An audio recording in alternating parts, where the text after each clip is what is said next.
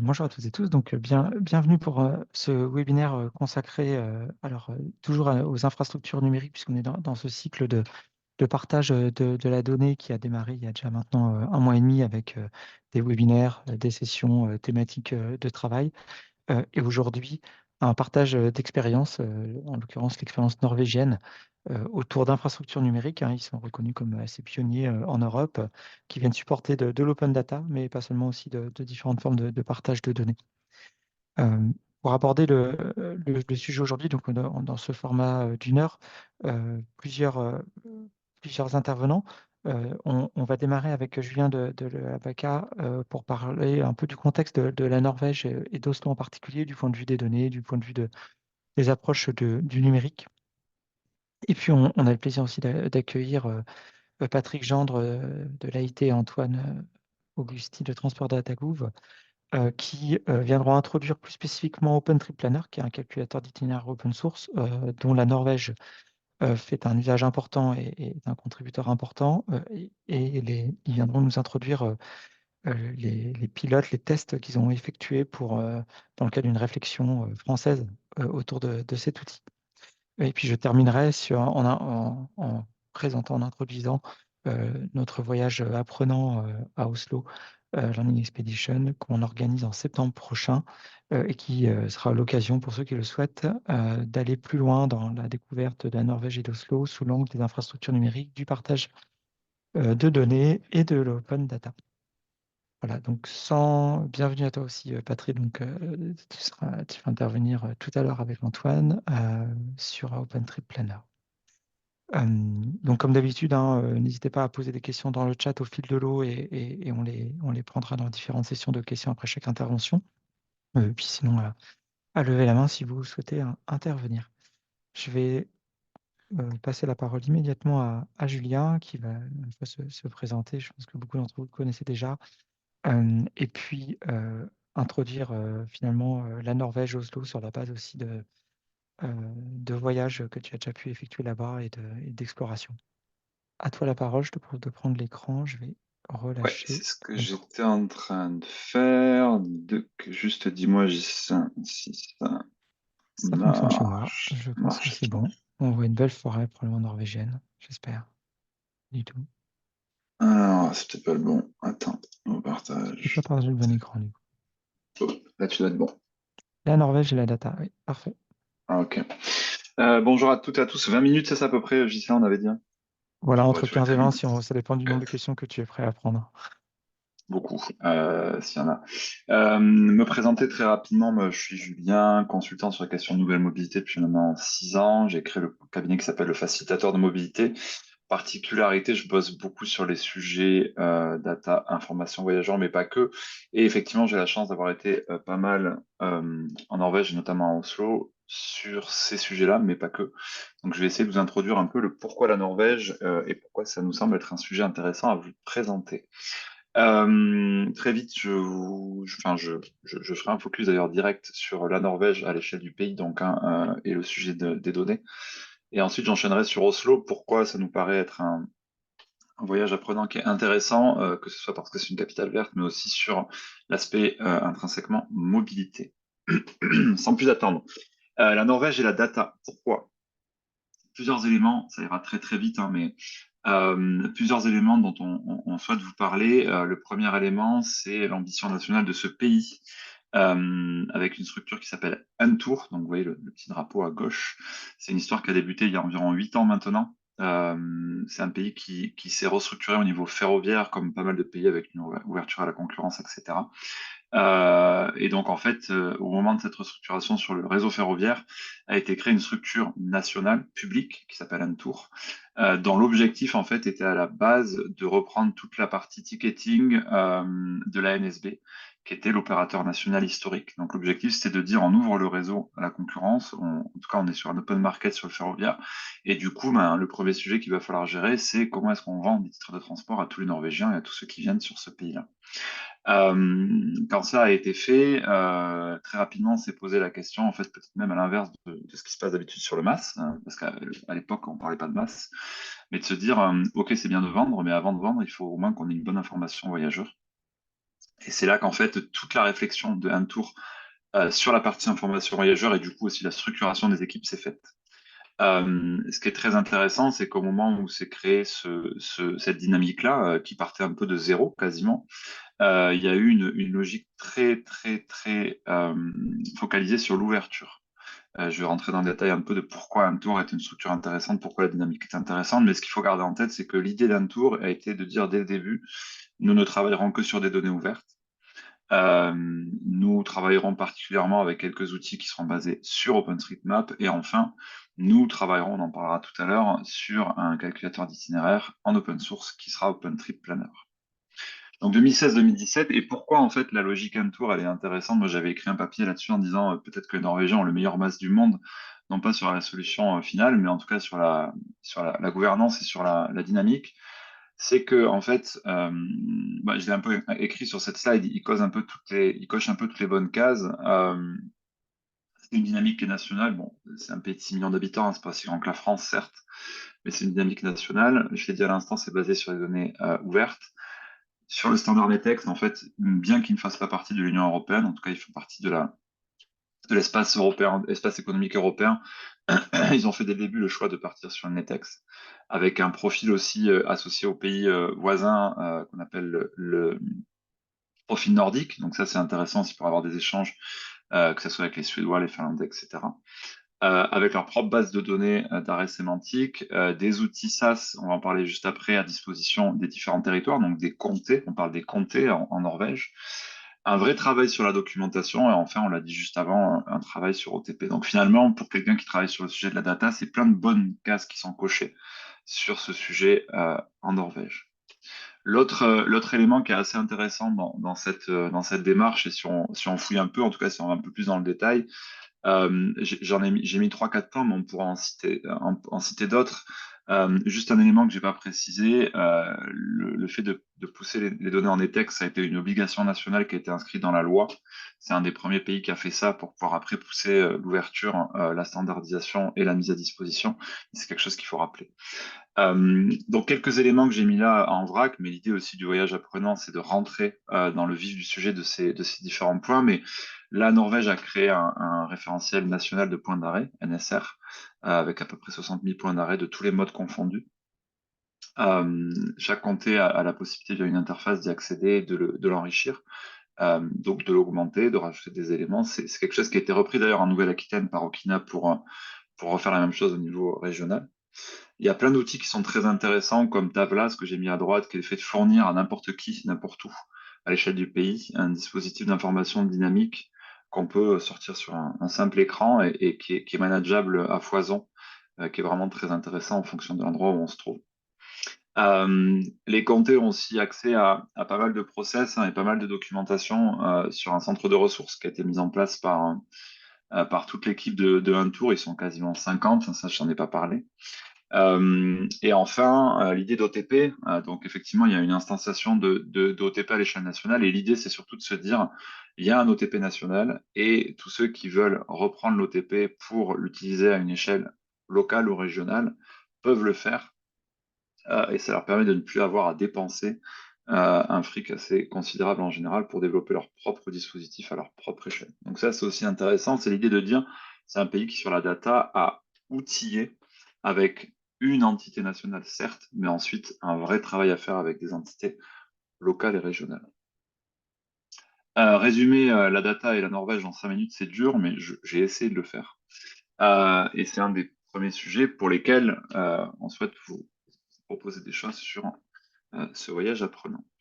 Le voyage apprenant, du coup, ça serait l'idée de partir à Oslo. Donc ça, j'y en parlera tout à l'heure, donc je rentre pas dans le détail, mais pourquoi Oslo?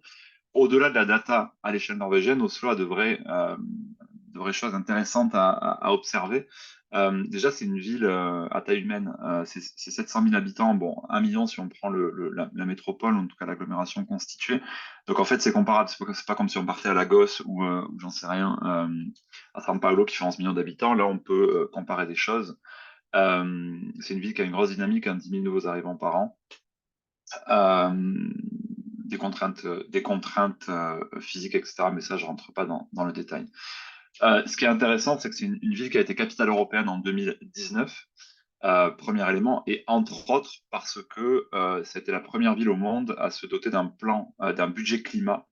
En gros, l'idée, c'est de dire chaque vote sur différentes thématiques à l'échelle municipale, pas que la thématique de la mobilité, je précise, passe au crible euh, d'un d'un- d'un scope entièrement orienté vers l'environnement. C'est-à-dire que si au niveau des critères environnementaux, la thématique qui a été choisie, admettons, je sais rien, l'habitat ou l'urbanisme ou les écoles ou peu importe, la mobilité, si passer au crible des critères qui ont été positionnés par l'Assemblée municipale, ce n'est pas correct, en tout cas ce n'est pas admissible, à ce moment-là, les enveloppes budgétaires ne sont pas déployées. Ce qui veut dire que normalement, un budget municipal voté à Oslo était un budget qui a une consistance forte en termes environnementaux et ça a été voté par la municipalité à l'unanimité. Évidemment, le secteur du transport est particulièrement concerné. À l'époque où le budget climat a été lancé en 2017, ça fait maintenant presque 10 ans, en tout cas 7 ans que ça a été fait, 60% des émissions de CO2, c'était le transport. Donc évidemment, c'était un des sujets particuliers. Le fait de lancer ce budget climat et le fait aussi de faire partie de la démarche Vision Zero, donc pour le fait d'avoir zéro personne tuée, zéro piéton tué à l'échelle municipale par des véhicules, notamment motorisés, est sûrement quelque chose qui a accéléré le choix de Oslo comme capitale européenne en 2019. En tout cas, ça a dû fortement y contribuer. Ce qui est intéressant avec la capitale européenne, c'est que le fait de l'avoir été en 2019, ça leur a permis aussi de pousser beaucoup de choses et de développer pas mal d'axes verts dans cette ville-là. Euh, la particularité de cette ville, c'est que certains l'appellent Tesla Land. C'est une ville qui a beaucoup et qui pousse encore beaucoup sur la question de l'électrification. Du coup, c'est quelque chose d'assez intéressant à aller regarder sur place. Alors, évidemment, sur les véhicules particuliers, donc ça, on commence à le faire dans d'autres pays européens, mais admettons, c'est quelque chose de relativement connu. Ce qui est très intéressant aussi, c'est d'aller voir en termes de mobilité collective le fait qu'il y a des agendas qui ont été poussés notamment sur l'électrification du parc de bus, de cars, donc interurbains, mais aussi de ferries, qui fait partie de l'offre de Ruter à l'échelle d'Oslo, avec des calendriers qui sont absolument énormes de passer tous les véhicules en 2028 à l'électrique. Les ferries, la même chose, les cars, la même chose. La plupart des opérateurs et du coup des modes de transport ont vocation à basculer vers une logique 100% électrique à terme et bien avant 2030 ou 2035 que sont les obligations européennes.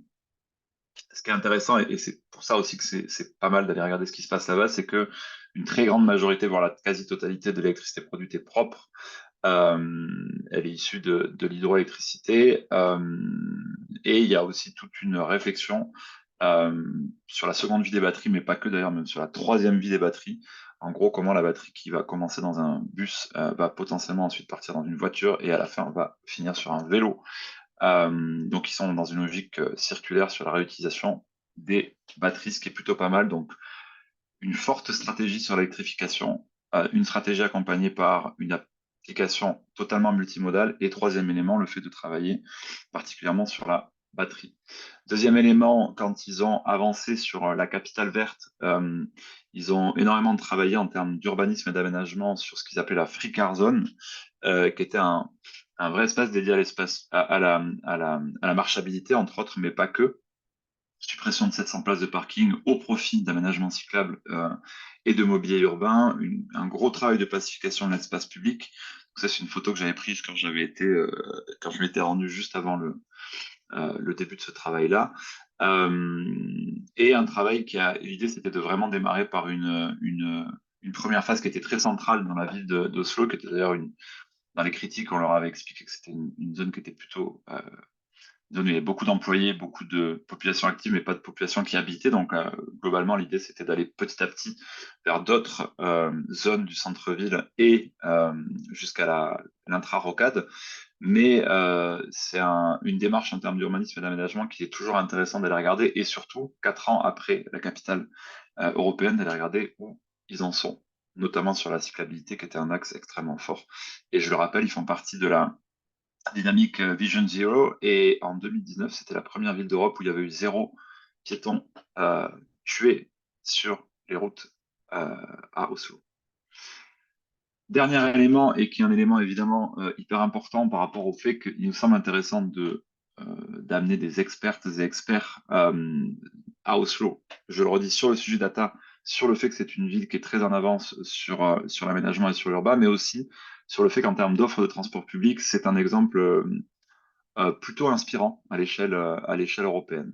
L'autorité de transport s'appelle Ruter. C'est une autorité qui est assez puissante, qui est très bien dotée. Donc c'est un pays, on se le dira aussi, qui a un petit peu d'argent. Malheureusement issu d'ailleurs de la production de pétrole et d'hydrocarbures, mais ça on pourra en rediscuter. L'intérêt de Ruter, c'est qu'il pilote ces autorités de transport aussi bien des métros que des trains, des tramways, des bus et des ferries.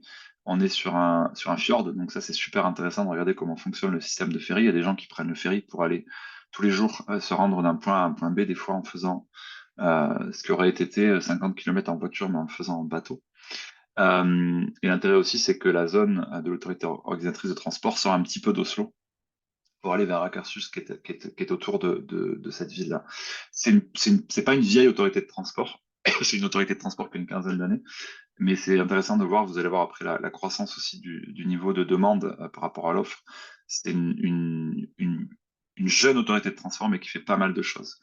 Deux petites choses intéressantes aussi et qui sera intéressant d'aller regarder sur place. Il y a plusieurs logiques d'exploitation avec Ruter sur le territoire d'Oslo. Le métro et le tramway sont des partenaires contractuels permanents, c'est un peu comme si c'était des sociétés publiques. Et les bus, les réseaux de transport par autobus ou autocar, là, sont attribués après appel d'offres. Donc là, il y a des opérateurs qui tournent. Et c'est la même chose pour les bateaux, avec deux très grosses boîtes, dont souvent le Norled, on en parle beaucoup parce qu'ils ont une grande partie de l'exploitation des ferries, mais voilà, qui proposent ce système de transport. Et encore une fois, je le redis, mais le système de ferry d'Oslo est très intéressant, notamment en termes d'information voyageurs, à aller observer. Enfin, dernier élément, les vélos en libre-service existent à Oslo. Il y a aussi des trottinettes en free floating. Là, c'est géré par la municipalité et exploité par un privé en contrat avec Clear Channel. Donc, c'est aussi un système qui est intéressant d'aller regarder. Sur l'information voyageur, évidemment, ce qu'on voit au niveau d'un tour existe aussi au niveau de Ruter. Alors, je sais que récemment, ils ont des petites discussions où ils sont pas tout à fait d'accord, donc ça sera intéressant aussi d'aller observer cela. Mais d'un côté, ce que vous voyez à gauche, c'est ben, la très bonne qualité, la bonne validité et le système qui tourne en termes d'information voyageur permet d'avoir ce genre d'écran de 4 fois 3 mètres quand vous sortez de la gare centrale d'Oslo, qui est assez bluffant. Et de l'autre côté à droite, quand Rotor fait son application pour Oslo, bah, ça permet d'avoir des produits qui sont quand même extrêmement bien faits, simples à utiliser, très efficaces, mais aussi parce qu'encore une fois, je l'ai dit en préalable, l'offre est plutôt bonne et facile à utiliser. Dernier élément, et c'est là aussi où c'est intéressant d'aller observer et le sujet data, mais aussi de manière plus large le sujet mobilité, c'est le fait de se dire que quand on regarde l'évolution de la demande de transport, de la fréquentation du réseau Ruter en prenant une base 0 2007, c'est-à-dire il y a une douzaine d'années. Et aujourd'hui, donc là, c'était pré-Covid. J'ai pas les derniers chiffres, il faudrait que je récupère.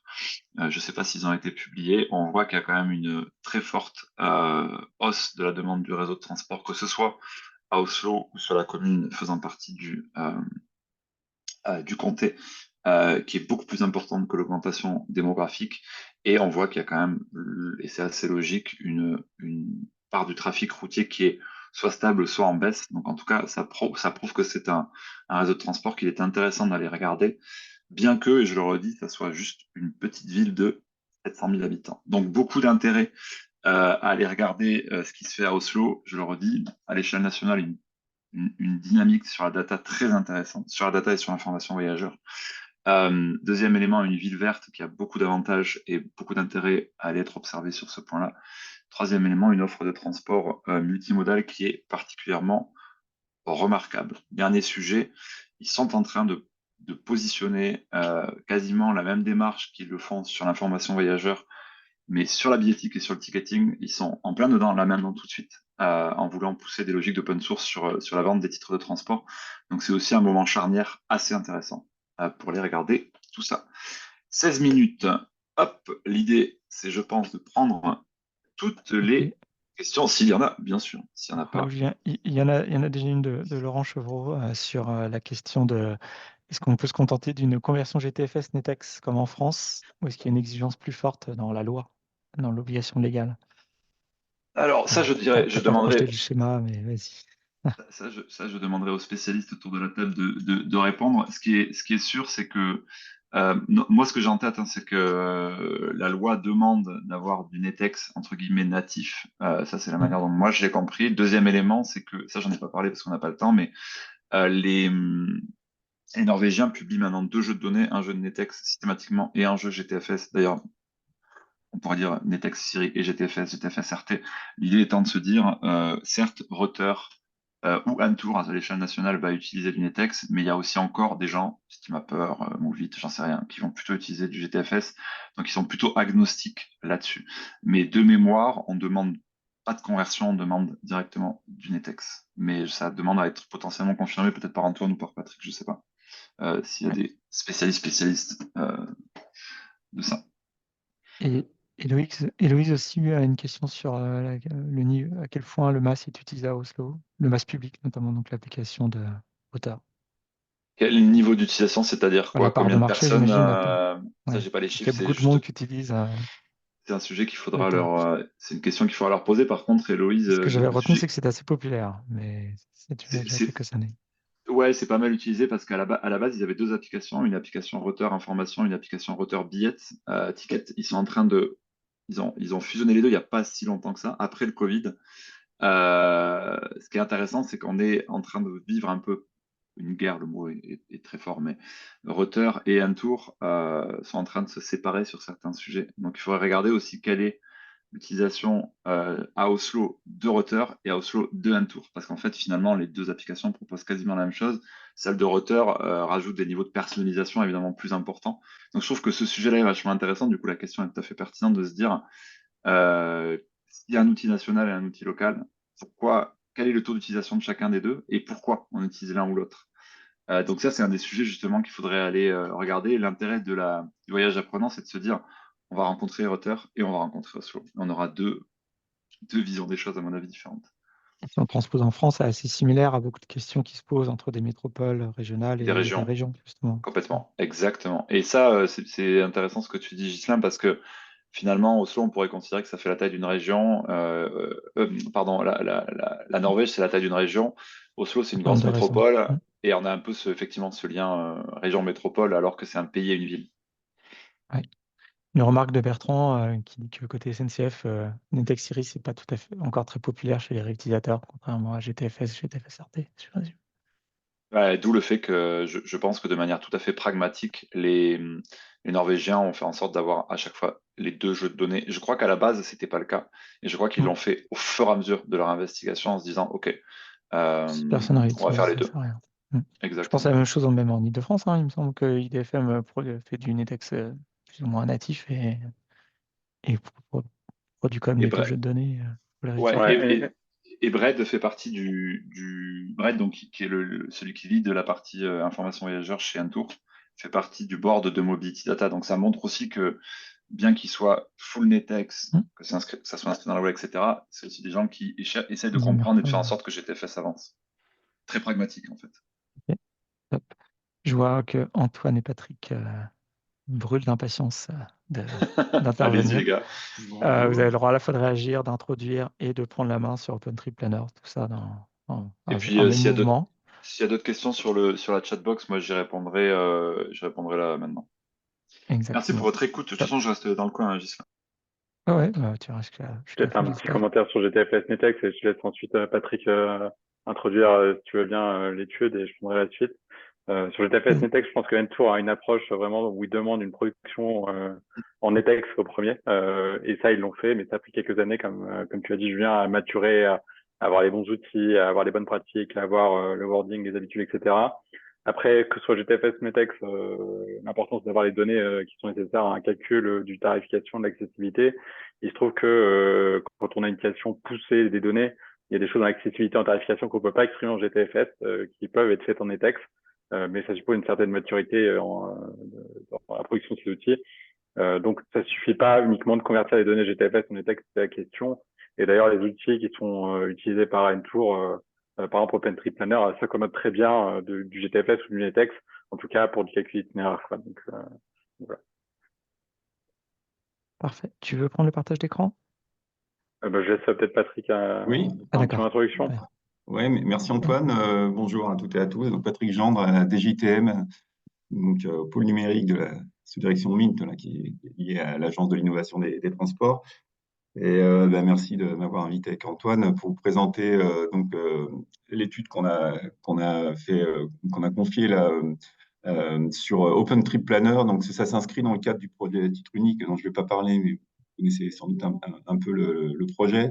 Donc une expérimentation où on va essayer de proposer des solutions pour avancer sur l'interopérabilité de la billettique et donc la facilité à se déplacer dans toute la France pour acheter son type de transport. Et associé à ça, il faut forcément une information d'itinéraire et aussi de tarif. Et dans ce cadre, on réfléchit à nouveau, puisque il y avait une réflexion il y a plus de 10 ans de l'AFIM sur le fait de faire un calculateur d'itinéraire national sur la faisabilité de ce calcul itinéraire et évaluer un petit peu les difficultés techniques. Et on connaissait Ntour, on connaissait OpenTripPlanner et on s'est dit que c'était quelque chose qui c'était intéressant d'évaluer avant de lancer l'appel d'offres et pour montrer à la fois c'est les conclusions que vous présentez, que c'est faisable et que une solution open source qui utilise des données normalisées permet d'assurer un bon niveau de service. Et peut-être pour l'anecdote, puisque bon, comme j'y étais, c'est peut-être intéressant comme témoignage, bon, sur le logiciel libre qui peut être critiqué par certains volets, c'est pas gratuit le logiciel libre, on est bien d'accord. Ça coûte aussi cher que du logiciel pas libre pour le développer. C'est la durée en fait du logiciel libre et OpenTripPlanner, ça fait plus de 10 ans que ça a commencé à être développé. Je viens de regarder sur le GitHub, ça fait plus de 10 ans et c'est toujours là et c'est utilisé dans pas mal d'agglos. Je vois qu'il y a Fred Petit pour Grenoble. Euh, et euh, et Ntour, en fait, qui s'appelait pas Ntour, mais les Norvégiens étaient venus nous voir. Enfin, moi, j'étais au CEREMA, mais étaient venus voir la FIMB à l'époque, parce qu'ils s'intéressaient à Netex. Ils avaient considéré que c'était ça qui répondait à leurs besoins pour écrire leurs données. Et à l'époque, il y avait un logiciel libre qui s'appelait Chouette, qui était maintenu par le ministère des Transports, qui permettait de gérer de la donnée en GTFS et NetEx. Et donc, ça les a intéressés. Et en fait, ils l'ont intégré dans leur suite logicielle qui alimente OpenTripPlanner. Et nous, on a fini par arrêter de maintenir le logiciel à notre niveau, mais eux, ils continuent à maintenir le logiciel chouette. Donc voilà, l'open source, ça permet une certaine résilience en fait dans la durée. Et donc, c'est intéressant comme perspective. Merci beaucoup, Antoine, pour continuer sur la présentation concrète de ce qui a été fait. N'hésitez pas après si vous avez des questions. Et je sais que le temps est limité. Je vais Merci reprendre Patrick. globalement. Antoine, à toi la Je vais parole. Je sais pas si tu as je pu vais régler prendre ton problème de micro ou pas, Antoine. Il y en a Est-ce que un tu petit m'entends mieux? qui... J'ai regardé un peu les paramètres, mais ouais, j'ai pas Non, mieux que ça là sur Zoom, bon, donc c'est pas grave. non, Ça va c'est aller. pas terrible. Il y a une petite distorsion distance, mais écoute, rien de Ok, dramatique. désolé. À toi la parole. C'est bien, moi je vais présenter ça. Donc je travaille à Transport Data Gouv, je suis tech lead à Transport Data Gouv. Si vous ne connaissez pas encore du coup Transport Data Gouv, c'est le point d'accès national aux données de transport en France. Donc je vous ai récapitulé les différentes missions. Donc globalement, la mission principale, c'est de partager les données de transport qui vont être utiles aux voyageurs. On va encourager l'application des données pour les producteurs de données. Donc ça va être les AOM, les entreprises privées, les entreprises publiques, etc. On va essayer de faciliter la réalisation des données, donc sur la qualité des données, sur les conditions d'accès, sur les services qu'on va offrir. On va être un acteur de confiance dans l'écosystème, donc on va participer aux réunions, on va écouter les uns les autres, on va accompagner, on va participer et on va mettre en œuvre du coup la directive européenne et la loi, la LOM. Excusez-moi, j'ai mis la loi LOM, c'est très mal. Donc la LOM simplement, voilà, pour la France. Et donc on dispose de beaucoup de données sur Transport Data Gouv que ce soit des données de transport en commun, de vélos en libre-service, de parking relais, de zones à faible émission, de données routières, de l'avion, du ferry, etc. Quel a été le contexte de l'étude? Donc, Transport Atago publie plus de 400 jeux de données pour les transports en commun. Donc, on les publie, on les a sur une plateforme, on accompagne les collectivités et les entreprises à publier ceci, mais pour autant, on ne les utilise pas autant qu'on veut, nous, notre équipe. Donc, on a une équipe assez restreinte, donc on n'a pas le loisir, on va dire, de se plonger dans nos données pour jouer avec ou pour développer des services. Donc, c'est aussi l'occasion de valoriser ça nous-mêmes et que d'autres jouent et nous fassent des retours. Et il y a également le projet d'activité mené par Digitem, le titre unique, qui a vocation du coup à faciliter, on va dire, l'utilisation de transport en commun quand on va sur plusieurs réseaux, que ce soit le calcul itinéraire, la tarification, peut-être un support, une carte, etc. Donc voilà, donc ça c'est des ambitions. C'est deux éléments qui fait qu'on trouvait ça pertinent. Et les objectifs principaux, donc c'est d'évaluer des outils open source, proposant le calcul itinéraire multimodal. Et donc ce logiciel qu'on a choisi d'évaluer, c'était OpenTripPlanner. On voulait également apporter des données statiques et temps réel couvrant la France entière, donc de voir quand on apporte un grand nombre de données qui couvrent la France métropolitaine, est-ce que ça tient, est-ce que c'est bon, est-ce que ça prend du temps, qu'est-ce que ça donne en termes de résultats. On va étudier la performance du coup de ce système et donc prévoir des coûts de développement en disant si on a tant d'utilisateurs, tel volume de requêtes, etc. Et on souhaitait également donc échanger avec les acteurs dépendants de cette solution, donc Ntour, d'autres pays ou des entreprises, pour avoir un peu un retour d'expérience du coup sur le fait de déployer cette solution et quels étaient les points d'attention. Donc j'ai remis un petit peu les périmètres. Donc on a voulu intégrer les données de transport en commun et de voirie, pour faire du calcul routier, en tout cas le calcul multimodal. On voulait également donc avoir des observations sur la qualité des données qu'on a sélectionnées. Dire quels sont les problèmes de qualité, quel est l'impact sur le calcul itinéraire, sur la richesse d'informations présentées aux voyageurs. On voulait voir quelle était la qualité également des données temps réel. Donc il y en a en France des données temps réel, pas partout encore, mais donc de voir est-ce qu'on arrivait bien à faire le lien entre elles, est-ce qu'elles étaient cohérentes. On voulait tester plusieurs calculs itinéraires, donc régionaux, interrégionaux, urbains, interurbains, multimodal, etc. Et on voulait, comme je disais, donc étudier la performance infrastructure requise. Quelles sont les données qu'on a utilisées pour cette étude? Donc, on a pris le réseau routier français, qui était extrait d'OpenStreetMap. C'est un peu ce qui est privilégié pour OpenTripPlanner. Et on a pris 35 fichiers GTFS couvrant donc les 100 communes les plus peuplées de France et les données de temps réel qui y étaient associées. Et donc, on a pris les données GTFS parce que c'est globalement des données qui sont actuellement disponibles en France pour ces données de transport en commun. Donc un exemple un peu de ce que ça donne peut être TripPlanner quand on prend l'interface, on va dire par défaut, donc qui est livrée avec le logiciel. Donc on peut faire du calcul multimodal comme on peut voir d'habitude. Donc on a plusieurs solutions qui nous sont proposées. On peut voir les temps de transport, on nous indique donc du coup le cheminement de piétons, les différentes possibilités, etc. On peut choisir son point de départ, son point d'arrivée dans le futur. Voilà, donc on avait fait plusieurs recherches. Là, je vous ai mis quelques captures d'écran. Mais il y a une étude complète donc qui évalue tout ça, où on a également simulé, on va dire, des trajets un peu de manière aléatoire aussi pour voir du coup ce que ça donnait.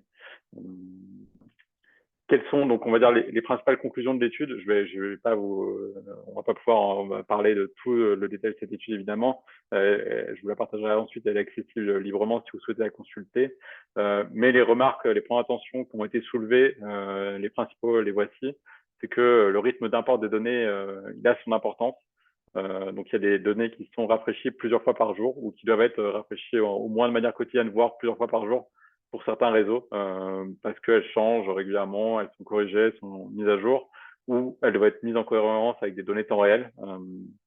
On doit également, donc si on souhaite proposer des tarifs ou si on souhaite vraiment du coup tarifer les gens ou les prélever ensuite pour les itinéraires qu'ils ont effectués, il faut absolument des données tarifaires. Donc ça, vraiment les produire, les collecter, c'est pas une mince affaire. Et ça, Ntour nous a bien sensibilisé à ce sujet. Il y a également un sujet de compatibilité des licences entre, du coup, par exemple, OpenStreetMap, ODBL, la licence ouverte, qui n'est pas à négliger quand on veut faire du calcul multimodal sur l'intégralité des territoires. Et il y a plusieurs briques qui pourraient être intéressantes. Donc, une base nationale des arrêts, donc ce qu'on appelle un registre d'arrêt aussi, par exemple, à Ntour, où on peut voir du coup des noms des arrêts qui sont incohérents selon les réseaux de transport en commun. Donc, on va appeler gare SNCF, gare de Rennes, quai de Rennes, Rennes en minuscule, Rennes BZH. Enfin, on peut tout retrouver. La créativité est folle entre les différentes sources de données, évidemment. Les correspondances sont compliquées, en particulier sur les pôles multimodaux. Donc, on peut avoir par exemple, entre des quais de train et la sortie, et puis quand il y a les étages, quand il y a du souterrain, etc. Donc ça, la correspondance, c'est pas du tout un mince sujet, et on peut nous dire une correspondance de 2 minutes, alors que la réalité, quand il faut traverser des barrières, des escalators, etc., ça va prendre plutôt 10-15 minutes, donc c'est important. Et également, ça peut affecter la tarification. Donc, si on n'a pas un itinéraire fiable, on n'est pas en mesure de proposer potentiellement le meilleur tarif ou un tarif représentatif de la réalité. Et donc, c'est pas négligé. Et l'utilisation qu'on en a fait, et qui en est faite d'ailleurs par Entour aussi, d'OpenTripPlanner, principalement une utilisation automatique, donc par le biais d'API, donc par des requêtes. Et ensuite, il faudrait s'attacher au développement d'interfaces web ou des applications mobiles qui se baseraient du coup sur cette brique de calcul itinéraire ensuite. Et Entour nous a indiqué aussi que, par exemple, la brique tarifaire était un service à part. Donc, ils n'utilisaient pas OpenTripPlanner pour faire vraiment pour donner les tarifs. Donc, ça, c'est vraiment aussi à avoir en tête. On ne peut pas avoir tout dans OpenTripPlanner. Évidemment, il y a d'autres briques et d'autres prérequis qui sont attendus. Comme je vous le disais, du coup, l'étude complète, elle fait un peu plus de 30 pages. Il y a également un résumé. Donc, ceci est disponible en ligne. Vous le trouverez sur blog.transportdatagouv.fr. Voilà, donc vous pouvez du coup le télécharger et l'utiliser pour vos besoins. Ce sera avec plaisir si vous avez des retours. Et puis, si vous avez des remarques, des questions, etc., donc vous pouvez évidemment solliciter la DGKM ou Transport Data Gouv pour ça. Voilà ce que j'avais à vous partager aujourd'hui. Et si vous avez des questions, je serai heureux d'y répondre. Merci Antoine. Donc Patrick a mis le lien vers votre étude dans le chat pour tout le monde, et ça avait été aussi envoyé par email. Donc je pense que l'information est passée. À une première question de Jean-Loup Bauduchot. Avez-vous constaté un impact de la quantité de données sur les performances? Y a-t-il des limites pour les longs trajets routiers? Il me semble que c'est présent dans l'étude. Dis Antoine. Ouais, il me semble qu'effectivement, il y a des éléments là-dessus. Bon, là, on était plus sur l'étude des transports en commun, mais on a regardé les routiers, effectivement, les réseaux routiers, il prend du temps, déjà après quelques au début, et après, il y a des éléments de réseau routier qui sont pas, enfin, qui sont importants. Donc, par exemple, tout ce qui est embouteillage, tout ce qui est travaux, déviations, qui peuvent être très impactants sur le temps de calcul. Donc là, on n'a pas vraiment regardé la qualité. Enfin, on a vu que on pouvait avoir un résultat minimum, mais globalement, on a vu que si on voulait vraiment faire du multimodal, en particulier avec du routier et du rabattement, par exemple, sur des parkings relais, il y avait un travail non négligeable à effectuer, quoi. Vas-y Patrick. Oui, peut-être pour compléter, enfin, c'est pas un calculateur d'itinéraire routier, hein, donc il n'est pas optimisé pour ça. Il y a d'autres logiciels qui font très bien ça, notamment pour des calculs sur des longues distances. Enfin, il faut utiliser la hiérarchie des routes, autoroutes et tout si on veut vraiment aller vite. Et ça, c'est pas fait par OpenTripPlanner, hein, donc Et par on contre, vous savait dès avez le fait des départ que tests ça entre serait. longue distance et courte distance, même sur du Voilà, sur du transport courte public, distance, ça mais marche où très il est bien, moins optimisé, en quoi. routier, hein, y compris en rabattement, des trucs comme ça. Mais en D'accord. longue distance, si on veut vraiment, si on veut faire un service super ambitieux, national ou européen, il faut deux calculateurs différents, hein, pour tester. Alors là, ça y est, on a une avalanche de questions. Olivier qui veut savoir la différence, le rapport qui a été pris par rapport à des solutions commerciales. Et puis du coup, Jérôme Maurice de La Rochelle qui se demande juste s'il y a du soutien à apporter à ceux qui voudraient utiliser OpenTripPlanner aux collectivités dans leur projet masse.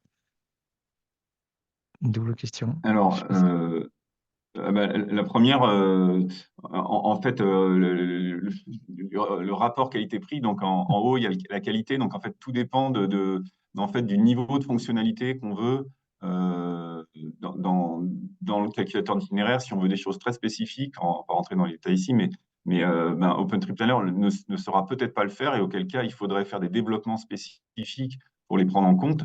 Et donc, ça coûtera cher, quoi. Si on veut les fonctionnalités qui sont disponibles, disons, dans le logiciel actuel, en fait, il peut se déployer très, très facilement et là, ça coûte pas cher. C'est vraiment une question c'est un triangle, hein, la qualité, hein. Enfin, le pardon, qualité, délai et performance, quoi. Donc, on peut pas comparer, enfin, disons, on peut comparer, bien sûr, mais il faut sur un projet spécifier peut-être exactement spécifique. voilà, ce qu'on veut, les niveaux d'exigence qu'on a, surtout sur les fonctionnalités. Et l'accompagnement des territoires, ben, disons, l'accompagnement technique, il y a des gens qui connaissent le logiciel. Nous, on n'a pas de politique de soutien particulière à OpenTrip Planner, hein. Euh, il y a au moins, il me semble, la métro de Grenoble, hein, qui utilise OpenTrip Planner, et il y a la région Corse aussi, hein, son calculateur d'itinéraire, c'est OpenTrip Planner. Voilà, Fred Après, là, peut-être réagir. Il y propose a Julien qui veut d'intervenir. réagir. Et puis peut-être après, si Fred Petit, tu veux éventuellement donner ton témoignage de Métropole de Grenoble, de SMAG, on peut être, sera tout à fait preneur. Julien, je suis sûr que le sujet te Ouais, tient mais à cœur, non, mais comparatif je pense que OTP. Fred du coup pourra du coup largement compléter. Ça fera une bonne introduction. Mais quand on discute avec les gens d'Entour, ce qu'ils expliquent aussi, c'est que par rapport aux questions qui ont été posées juste avant, c'est intéressant. Il y a le produit et il y a les ETP et il y a qu'est-ce qu'on internalise ou pas. Et en fait, là, il y a une dynamique à se dire qu'est-ce qui avant potentiellement était totalement mis dans les mains du privé avec des appels d'offres à chaque fois sur un produit par territoire et qu'est-ce qui aujourd'hui pourrait être mutualisé et si on mutualise, comment on se sert de la communauté OpenTrip Planner existante qui est internationale, mais comment est-ce qu'à un moment, soit on met des gens en interne, soit on crée une sorte de communauté potentiellement française ou quand il y a des vrais besoins sur certains sujets, on est capable d'être réactif. Mais je pense que là-dessus, Frédéric, ça lui fera un bon enchaînement parce que la question de l'internalisation chez lui, en tout cas physique, à mon avis, c'est un sujet particulier qu'il n'y a pas dans beaucoup d'agglomérations. Effectivement. Fred, tu peux prendre la parole sans lever la main si tu trouves pas le mode. Non, Merci c'est pas un Julien, souci. merci à tous. Et puis pendant ce temps, juste préparez votre réponse les uns et les autres à la question de Tristan qui veut savoir si on peut brancher des calculateurs d'itinéraire spécialisés type GeoVélo, j'allais dire somewhere pour les piétons, sur un outil comme OpenTrip Planner. Vous avez comme ça 1 ou 2 minutes de réflexion pendant que Fred fait un partage d'expérience. Vas-y Fred, bienvenue. Bonjour, je ne sais pas si vous m'entendez tous, merci. Nickel. Donc Fred Petit, SMAC de Grenoble en charge de tout ce qui est numérique. Donc SMAC, c'est l'autorité organisatrice des mobilités pour le grand territoire grenoblois qui regroupe, je ne sais plus combien, 150 communes et pas très gros non plus, 700 000 habitants à peu près. On est parti sur une solution OTP, c'était en 2013, donc déjà il faut comprendre que par rapport à certaines questions, il y a une certaine facilité à le mettre en place, hein. C'est bien ce qui ressort aussi de l'étude qui a été publiée là. C'est assez simple et en termes de perf, ça réagit bien. Effectivement, ce n'est pas un calculateur routier, cependant, pour en faire un calculateur routier, ça se base avant tout sur les données. Tu parlais tout à l'heure, Patrick, de la hiérarchisation. C'est la hiérarchisation qu'on trouve qui est liée à OpenStreetMap principalement. Donc, ça veut dire que si on veut en tirer une quintessence d'un point de vue routier, ça veut dire travailler énormément la donnée dans OSM et avoir des gens qui sont en capacité pour avoir une exhaustivité et une qualité autour de la donnée. C'est un des écueils, mais c'est aussi une richesse, c'est-à-dire que souvent, la majorité des collectivités locales ont leur propre SIG, parfois des passerelles avec OSM, pas toujours, mais ça veut dire aussi s'investir du sujet OSM, faire des transferts de données. Ça se fait très bien, par exemple, en ce moment sur la base nationale des aménagements cyclables, hein, qui se lie à OSM par rapport à tout ça pour avoir une qualité de données, une exhaustivité dans la donnée qui permet justement que le résultat proposé par OpenTrip Planner soit suffisamment intéressant et pertinent pour pouvoir avoir un rendu intéressant.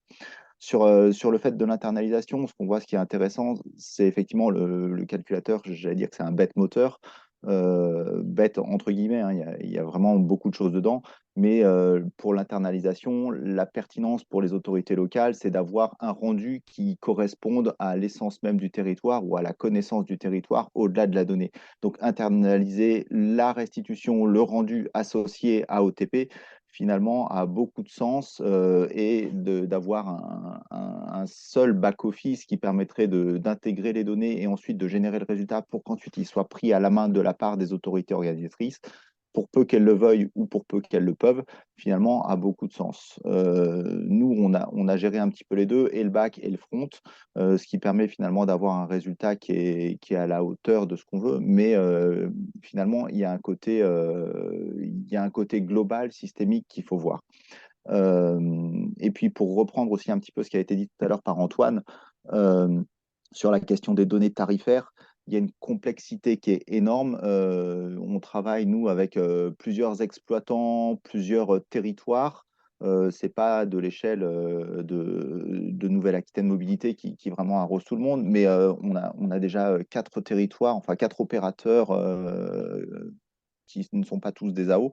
Et rien que là-dessus, sur la complexité tarifaire, notamment entre les connexions, les correspondances, les tarifs groupés, etc., on voit il y a une vraie difficulté parce que finalement, la question du tarif, elle est gérée a posteriori du calcul, contrairement à N-Tour où finalement elle est gérée en amont, ce qui permet finalement de diffuser et d'avoir une lecture tarifaire qui est plus pertinente.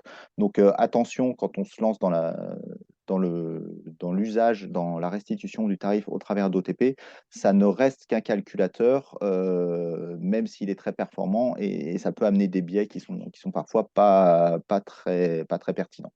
Voilà brièvement en retour d'expérience ce qu'on a constaté de notre côté. Merci Fred. Donc pas de bons calculs sans bonnes données, en résumé. Mais malgré la Obligé, qualité des calculateurs, mais c'est ce c'est qu'on la fait les base. Norvégiens. Évidemment, ça va ensemble quand on voit leur schéma technique qu'on vous a épargné pour cette session, mais on voit que les deux sont absolument liés, le calcul d'itinéraire et la production de données et leur mise en qualité. J'espère que vous avez trouvé une réponse à Tristan. Il y a une question Ah, bonus en parallèle hein, sur Light. Est-ce que ça se passe bien, OpenTripPlanner? sur 30 secondes éventuellement sur Tristan, mais c'est une Merci. question difficile là, de savoir si on peut intégrer avec d'autres calculateurs d'itinéraire. Si c'est les calculateurs qui tournent en parallèle, par exemple GeoVélo, qui ferait que la recherche vélo à la place de celle de OpenTripPlanner, ben là c'est plus une question pour la présentation, donc ce qu'on appelle le front-end. Donc il faut adapter le front-end pour qu'il aille chercher les réponses quand c'est transport public ou multimodal sur OpenTripPlanner et GeoVélo sur le vélo. Donc là, c'est simple. Par contre, si on veut faire vélo plus transport en utilisant le calculateur GeoVélo, ben là, ça va être un peu plus profond et donc ça va coûter plus cher. Donc attention, c'est voilà, définition du besoin et ça va demander plus de travail Le et donc à connecteur au dock, maintenir ouais. ensuite par le prestataire. Voilà, là, on retombe dans des solutions proches ça devient spécifique. Parce qu'il y a des besoins par exemple, l'intermodalité en vélo, tu as Oui, vélo besoin plus transport, de ouais, bien gérer sûr, on ça. peut faire des Et choses. je crois que sur la partie marche, c'est encore plus important. Je peux comprendre avec ceux qui font des calculs de Ah, piétons, qu'en fait, ils sont vraiment utilisés pour calculer l'accès à une station de métro, ce genre de choses. Et du coup, pour le coup, ça nécessite que le calculateur d'itinéraire global, on va dire, les Ouais, intègre, si on ce veut que fait faire parfois Navicia ou du piéton d'autres accessible, calculateurs. ouais, ça demande, là, c'est un peu plus du lourd. Ouais. Ouais, Hmm. donc c'est plus cher. Mm. Ok, très bien. Julien, tu voulais une dernière réaction sur le sujet Non, c'est Et juste une question aux ouais, spécialistes sur si on prend le sujet vélo, du coup, en le prenant par l'autre bout, est-ce que l'algo OpenTripPlanner est correct sur le vélo, dans le sens où s'il est capable d'aller chercher les données OSM qui elles-mêmes alimentent il y a Komoot, du GeoVélo et GeoVélo. autres, Ouais. C'est ben, déjà pas mal. si c'est déjà bien faire les choses, même sans potentiellement sortir 14 itinéraires différents, mais s'il fait bien le job, mieux que Il Google Maps, prend en ça c'est compte, pas dur, ouais. Il y ou pas a des mal. choses il y a Il- des choses qui sont très bien dans OTP parce il y a une personnalisation, un tweaking qui est déjà hyper avancé sur la sécurisation des itinéraires, enfin des données, sur la rapidité ou ce genre de choses. Il y a déjà énormément de choses qui sont très bien. Après, c'est vraiment le principe, c'est vraiment la restitution. Qu'est-ce qu'on veut afficher, comment on veut l'afficher, etc. Donc, c'est toujours la donnée et ensuite la restitution. Finalement, Ouais, le back et l'algorithme le ne fait front. que répondre. Exactement. Ouais, ok. Bah, c'est ce Donc, que disait tout à l'heure il Patrick. y a pas forcément besoin de GeoVélo en tant que tel. Mais la solution GeoVélo est intéressante comme toute autre solution de marche. Mais d'abord travailler sur la donnée. Après, on a la possibilité de pousser plus loin. En conclusion, il y a Olivier qui a une question très pragmatique pour savoir si vous rachetez OpenTripPlanner, si tant est qu'on puisse racheter un logiciel open source pour le titre unique. En conclusion, c'est quoi? Est-ce que vous avez une conclusion par rapport à ça? Est-ce que c'est une conclusion qui peut être 100% publique aux ou pas? besoins du titre unique. Ouais, Alors, OpenShift répond.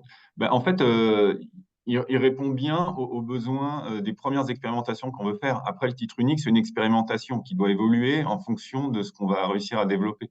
Donc, savoir dire à l'avance si le logiciel actuel va répondre à ce qui pourra être développé dans 2 ans, ben, ça, je ne sais pas, je sais pas le dire. Le besoin initial, je pense il répond assez bien, ouais, ouais, je dirais ça. Mm. d'accord. quand il n'y a rien de On veut, bloquant. on veut pas faire Google Maps, hein, on veut pas faire une appli native, hein. Donc voilà, il y a déjà cette limite-là. Bien sûr. Non, si une appli native, ça peut être bien, hein, pour le titre unique, mais c'est pas le besoin au départ, quoi. Ok, très clair.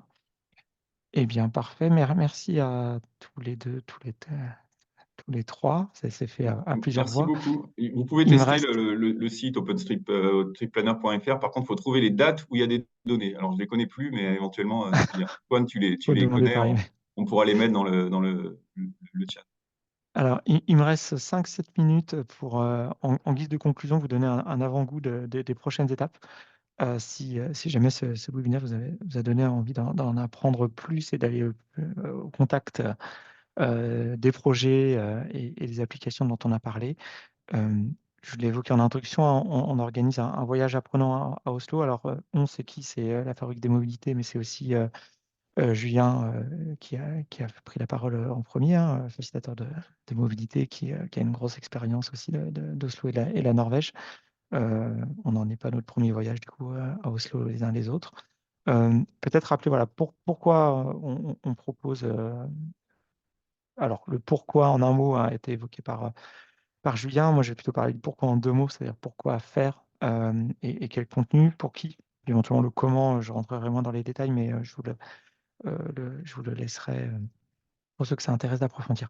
Le pourquoi concrètement, donc, qui dit voyage apprenant, il y a évidemment une logique de découverte, hein, et de comprendre des choses qui ont toutes été évoquées par Julien, les sujets d'infrastructure numérique, les sujets d'outils open source, dont OpenTripPlanner, mais qui ne se limite pas à ça en fait, hein, puisque en fait c'est tout un écosystème d'applications qui sont toutes open source, qui ont été déployées, basées sur des standards, ça a été évoqué, avec une logique de stratégie nationale, ça c'est un aspect aussi très, très important, ce ne sont pas que des outils techniques, c'est de la coopération, c'est de la gouvernance, c'est de l'animation des acteurs qui sont comme partout ailleurs, pas toujours d'accord entre eux, parce que chacun a ses propres objectifs et son propre contexte, la ville, N-Tour au niveau national, des collectivités de différentes tailles, etc., différents niveaux de technicité. Les questions de partage de données. Alors, on a beaucoup parlé d'open data ce midi, mais Julien a évoqué aussi hein, que il y a des sujets de bioéthique maintenant qui sont abordés, avec donc, des données à valeur ajoutée métier plus complexes, qui sont un peu la prochaine étape auquel ils se confrontent, comme nous, on s'y confronte en France, comme beaucoup de pays désormais sur des projets masse d'ampleur s'y confrontent. Et puis des sujets d'électrification qui sont peut-être un petit peu connexes, mais qui sont présents à la fois dans le transport public et sur les mobilités individuelles et pour lesquelles Oslo est reconnu comme étant une ville pionnière.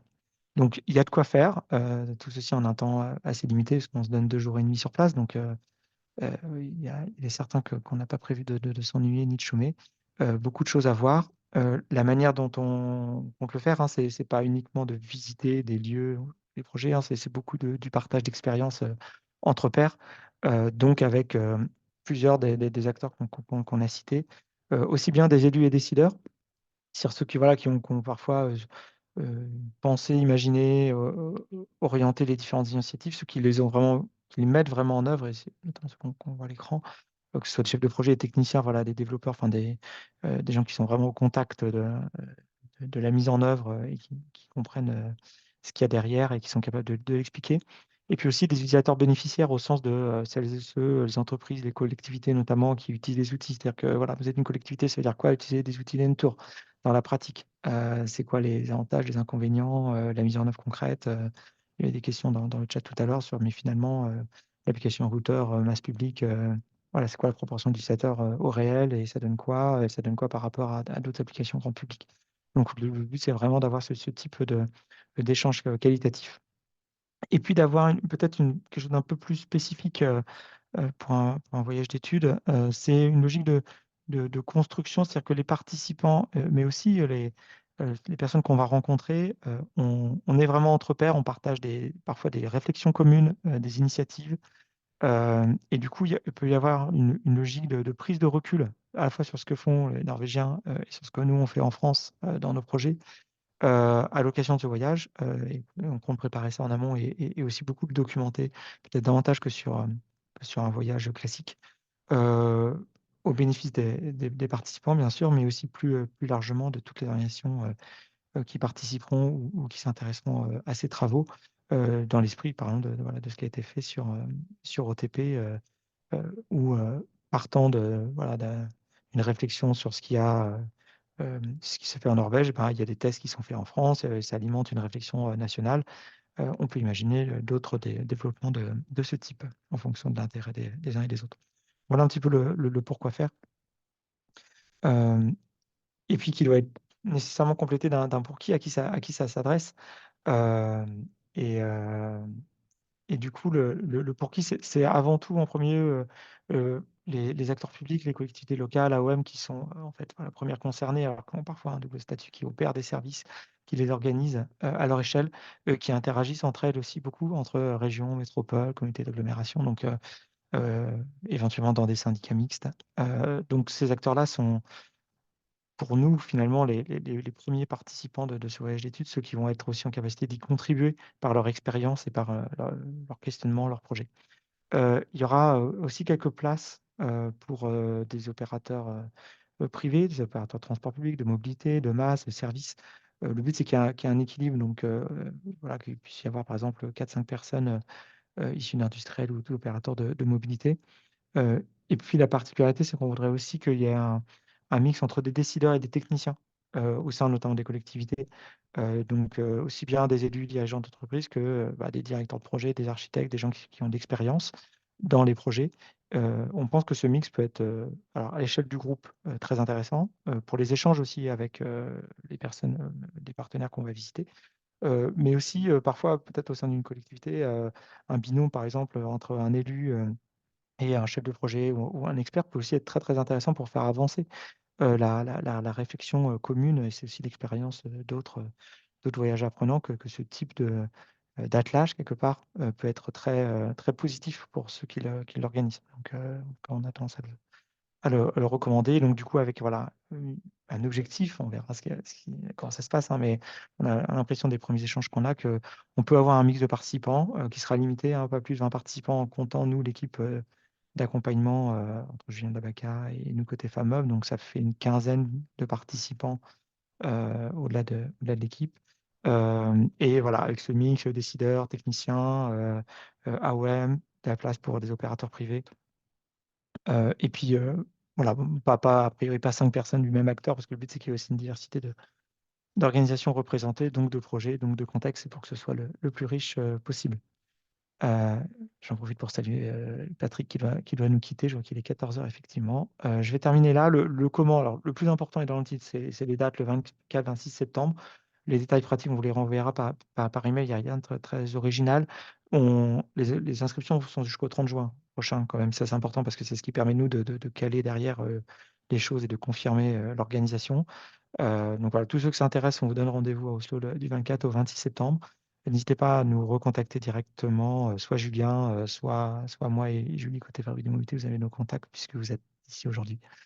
Voilà, donc on serait très heureux de poursuivre l'expérience norvégienne avec vous au mois de septembre. N'hésitez pas à nous recontacter.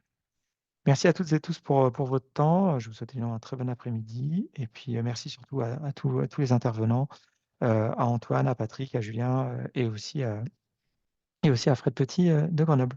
Merci beaucoup.